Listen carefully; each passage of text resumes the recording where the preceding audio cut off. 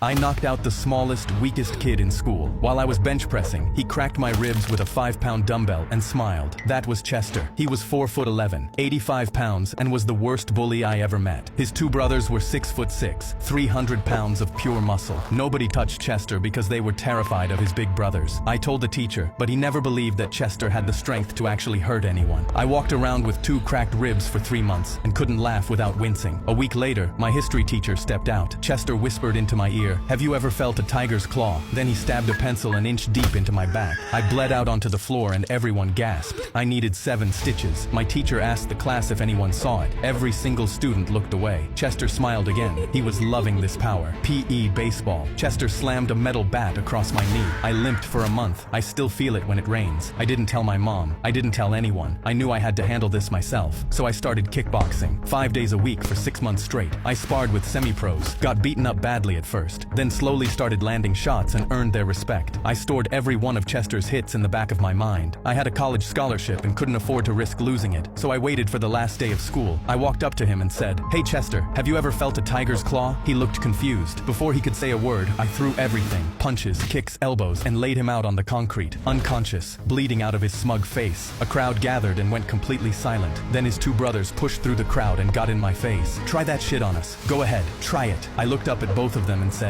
"You might kill me, but I'll take one of you with me to the grave. I swear it." They went quiet, glanced at each other, then walked away. For as big as they were, they had never actually been tested. Chester had 17 broken bones and ate through a straw for 4 months. No charges were pressed because even his own parents knew he had it coming. When I think about that day, I still get the warm and fuzzies.